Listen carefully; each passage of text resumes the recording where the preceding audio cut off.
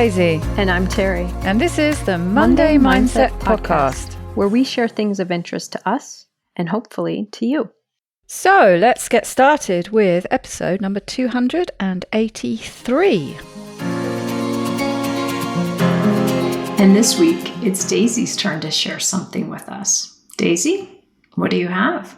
Well, Terry, I've got a good one for you today. I've got one that you're going to wish that you'd seen first. Oh, the temptation. It is from our very good friend, Jim Kwik. This one caught my eye because I have been talking a lot about physical fitness in one shape or form and probably going on about it a bit too much. So this title, the 8-step mental fitness routine, caught my eye because I thought, yeah, okay, so let's switch our focus back to the mental fitness stuff.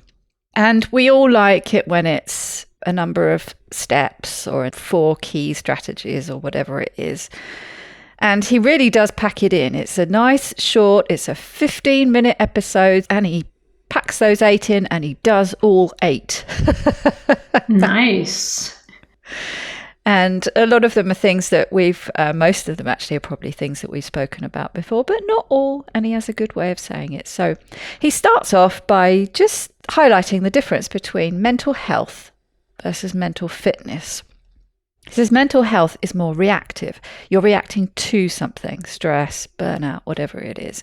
Mental fitness, though, is more proactive. It's your capacity to bounce back, adapt, stay focused, especially when life is hard. I put down resilience, ? It's kind of what it felt like. And he said, think about it like physical health and physical fitness. You have one, but not necessarily the other. People with high cognitive flexibility experience fewer mood crashes and have stronger immune systems. But it's trainable neuroplasticity, he says. And we all know that's what he's all about, really. So these 8 steps, these 8 things you can do. And of course, he has little action steps for each of them. So number 1, start your day with a cognitive warm-up. You ask yourself, what am I feeling right now? And to do this first before you look at your phone or anything like that. It's the sort of first thing you do. What am I feeling right now? What do I want to feel? Then what is one thing I could do to shift my state? And he says all learning is state dependent. You don't have emotions, you do them. You know what he's like with his snappy little phrases. There's a process of your physiology and psychology that changes your state. It strengthens your prefrontal cortex, boosting self-awareness and self-control. So a little cognitive warm-up to start the day. Number 2, dopamine reset protocol. And you did a whole episode on this not so long ago. But this information overload, and he calls it, what does he call it? He calls it, I'm trying to, can't actually find it. Maybe he said it later on, junk food for the brain or something. I can't remember. I'm pretty sure it comes up later. I'm just looking at my notes. But your mood swings tend to be stronger and it's harder to focus. He says even just a 24-hour reset is enough to recalibrate your brain's reward threshold, increasing your baseline for happiness and motivation. So he says, this is his action step, why not pick a day and turn off all non-essential notifications? So he's not talking about a complete staying away. Reduce sugar and processed foods, so that intake as well. And then increase low stimulus activities like walking in nature, for example. Number 3, emotional labeling, the name it to tame it strategy. This apparently was coined by neuroscientist Matthew Lieberman. He says that naming your emotions reduces amygdala activity and increases activity in the prefrontal cortex, actually in a particular part of it that I didn't even write down because it was too technical. But he said basically just think about it as the command center for self-regulation. And so his action step here is to reframe something that you might say, for example, like, I'm stressed. Instead of that, think about the why behind it. Get curious and dig into what's underneath or behind it. I'm feeling overwhelmed because I have a deadline. Labeling the emotion reduces the intensity of that emotion and gives your logical brain more to control. He says maybe use a mood vocabulary map, because the more nuanced your emotional language, the stronger your emotional intelligence. So really start digging in and getting curious. Number 4, mental nutrition. What are you feeding your brain? I thought he was going to start talking about sugar, but no, actually. Oh, and here it is. This is where the junk food comes in. It says information affects your mind just like food affects your body. Beware of mental junk food. It puts you in a compromised state. Think about setting up a mental fast food filter with a phrase before you start looking at stuff, something like, is this nourishing or depleting my brain? His action step is to build a mental diet plan, which could include things like listening to something inspiring every day, like one of his podcasts, for example, or one of ours even. Having 10 minutes of silence. Get out into nature, go for a walk. And then set up some digital boundaries and guardrails, especially at the beginning and end of the day. So just some boundaries about all that doom scrolling and things like that. Number 5, think of connection as a cognitive enhancer. Connection is a biological necessity. Again, this is something we've talked about on the podcast before. You did an episode not too long ago and mentioned the Harvard study. And he says that connection has been shown in this Harvard study to be the biggest predictor of happiness and longevity. Oxytocin released during meaningful interactions reduces stress, improves memory, strengthens neural pathways. And his action step here is to schedule moments of connection. And it could just be brief moments, sending a quick email to congratulate somebody on something, or pay a compliment to somebody. It can be small things, can be bigger things. But he says schedule some moments of connection, because quite often, even with something like that, we can forget to do them with enough regularity that really boosts our health. Number 6, information and mental clarity. There's a big link to inflammation, especially in your gut. Your vagus nerve affects emotional balance and focus. So he suggests starting the day with a brain-friendly anti-inflammatory breakfast, and also to track your mood and focus over a week. Another one of his phrases, food is information and inflammation is the silent saboteur.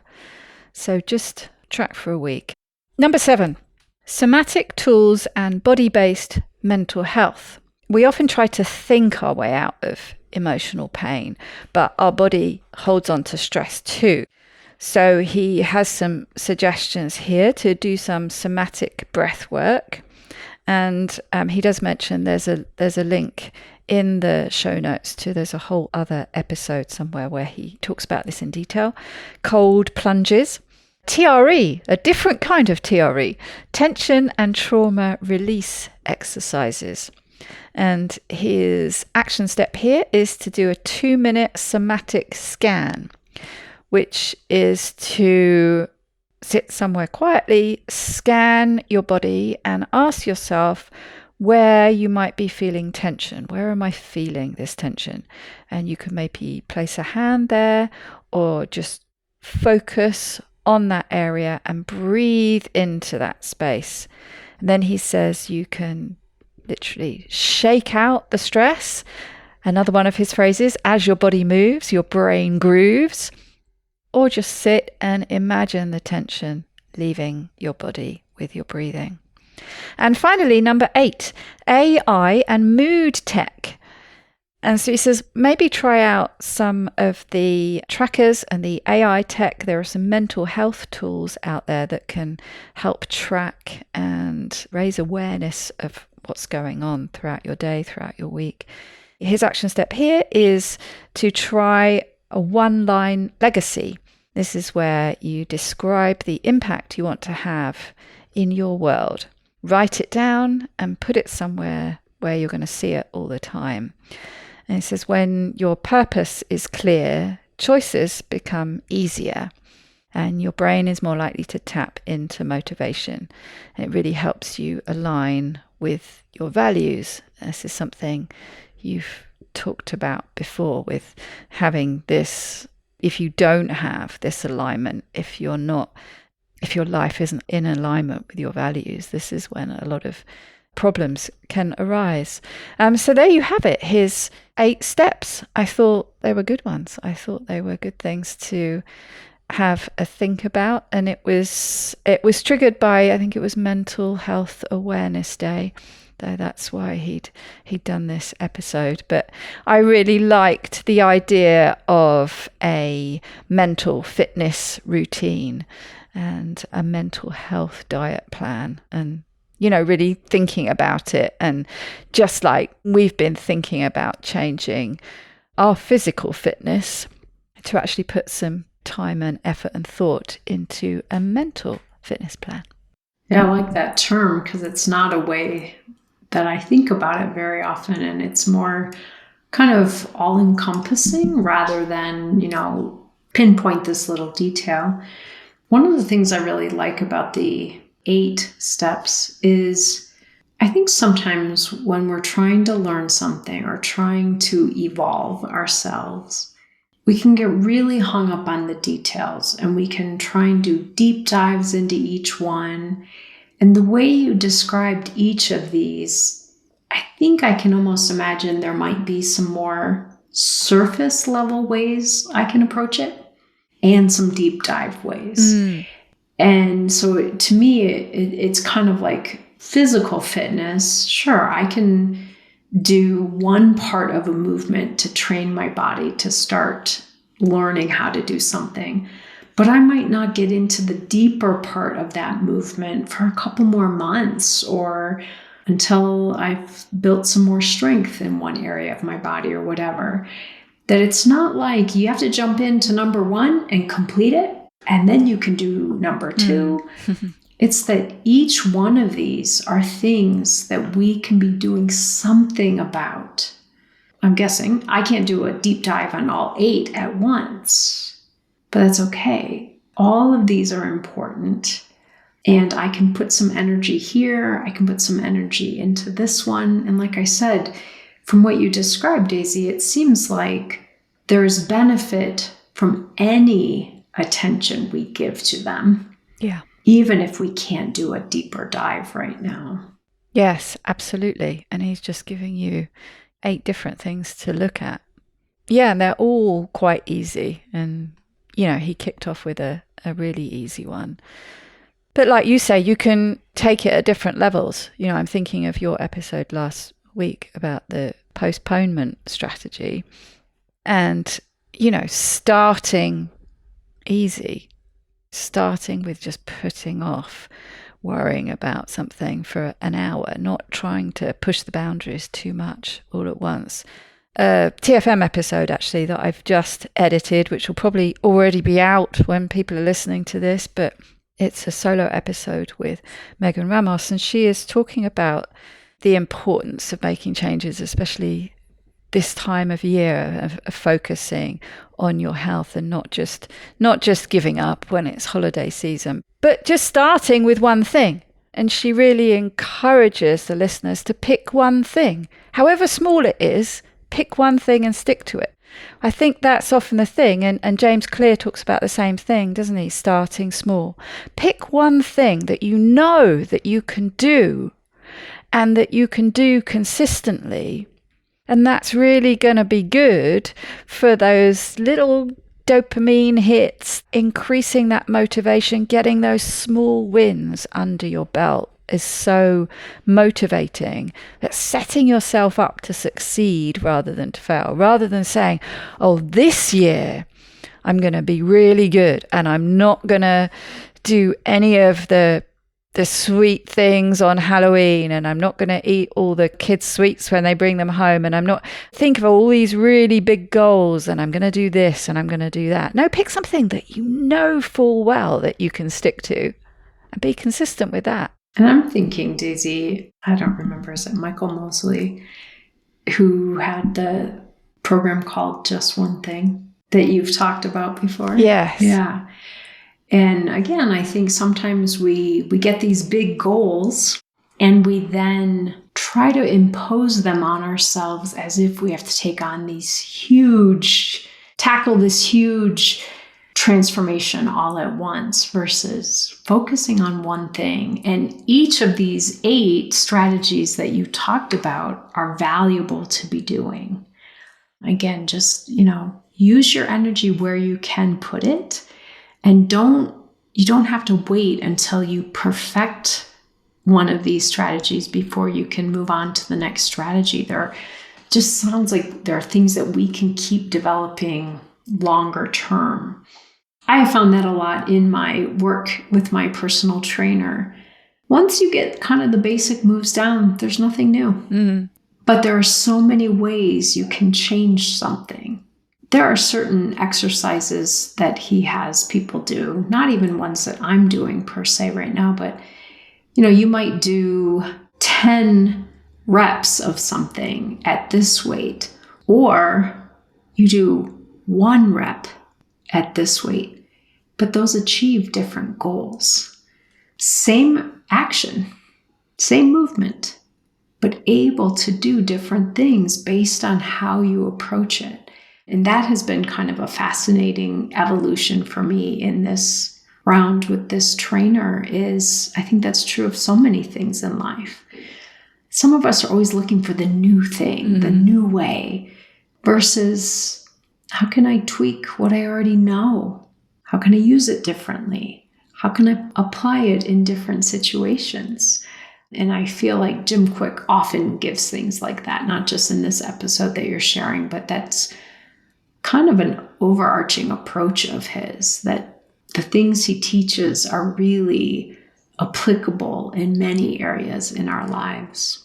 Yes, it's interesting you say that. See, we always end up talking about gym stuff again now, but yeah, it's interesting that you bring that up and tweaking one particular thing. One of the things that I really want to do is to do a full push-up or press-up, depending which side of the pond you're on. A full body one on the floor. Can't do it yet, but getting much closer. And we've been doing this sort of typical working from doing them on the wall and gradually getting lower and lower and lower. But he also now has me doing different things. I think he calls it an eccentric, where you start up in a plank and you lower yourself down to the floor as slowly as you can without breaking your nose. And then he has me on a different day doing the same thing, but going down as low as I can and then holding it for as long as I can in that position. So sort of coming at it in different ways. And I really like the third one he has here about emotional labeling and getting more nuanced with your emotional language. And that will increase your emotional intelligence. So just like the guy is trying to get me closer to my goal of doing a full body press up or push up, but you need to come at it from different directions and you need to come up with some more movements. So yeah, instead of being a bit lazy with your language, I'm feeling a bit stressed, get a bit more nuanced with it and come up with some different words and get curious and dig around about why that might be going on. And the more actually you think about it, like with his example, instead of I'm stressed, well, actually, I'm stressed. I'm feeling overwhelmed because I have a deadline. Straight away, there are potential suggestions for action steps that you might be able to take to reduce that stress, rather than just, well, I'm stressed, I'm feeling stressed. Mm-hmm. So digging into it a little bit.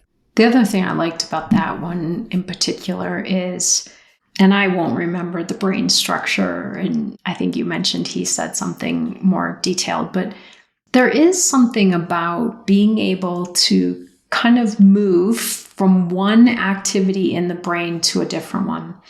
And when we're kind of stuck in an affect state, stuck in a particular way of feeling based on how we're interpreting or how we're experiencing something, just by putting it into language, which is, the whole thing about labeling it, journaling it. Now I have to put it into language and I have to put it through a pen or pencil onto paper.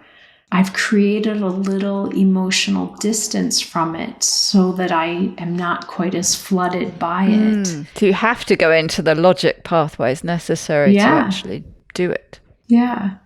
And this labeling it, I think, is similar. Part of why some of us struggle with certain emotional experiences is because we get kind of flooded and we can't get out. We're like in that, stuck in a little bit of a rut with it. But by labeling it, you're using a different part of the brain that helps move something and give you a little momentum, get you a little bit out of that feeling stuck point. So I love that strategy of putting a word to it.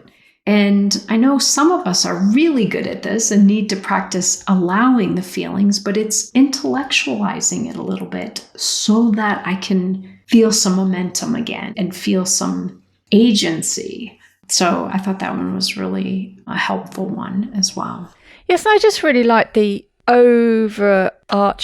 overreaching sort of category that he started with it, of just thinking about the difference between mental health and mental fitness. And mental fitness being the one that you can actually work on. You can do some things to improve it, and thereby improving your mental health and improving your mental resiliency. It's funny, my trainer always says something and he jokes when he says it, but now I'm starting to hear it more, I think, for what it means. And what you just said makes a lot of sense. He jokes that what he does is he fitnesses people. I'm just fitnessing people here today. Because I think some of the language that we've learned to use is I'm working people out. Yeah. What does that mean? But that when you think of mental fitness, it's not just doing a mental exercise or having a mental capability or something. It is helping how your mental processes work together. So a fitness perspective, I think, just changes that emphasis of why we're doing it. So, again, I'm going to go back next week to be fitnessed by him. Yeah, I like that. And I also like the way it feeds back. And again, thinking of that word why, but by improving your fitness, be it mental fitness, be it physical fitness, it's allowing you to live your life differently, better, arguably. If you're improving your physical fitness, if you're improving your strength, do you find it easier to go up the stairs without getting out of breath? Or you find it easier to pick up your dog and carry it home because it's injured, or pick it up to put it in the car, or, all these things that you want to be able to do, you need to fitness yourself to be able to do them well. So yeah, I really like the way that he looks at it. And we can look at that with mental fitness as well. We need to fitness ourselves to be more resilient, to be a better member of our family, to be a better friend, to be happier, to live longer. To have more access to other skills. Yeah, to be happier at work, to be more productive at work. We need to fitness ourselves. Love it. My trainer would love to know that he is now appearing in the podcast. Yeah, there you go. This word choice. Brilliant. Well, as always, Jim Kwik delivers. I thought you'd like that one.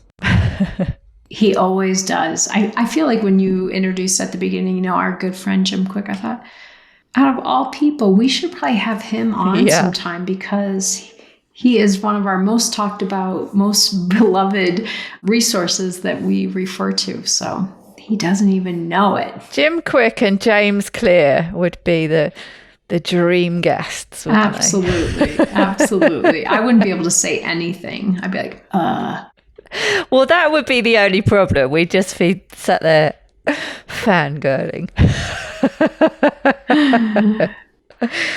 Okay, well, until I see you next week, I hope you have a lot of opportunities to fitness yourself, as well as everyone else at home. I hope you all have a very wonderful week.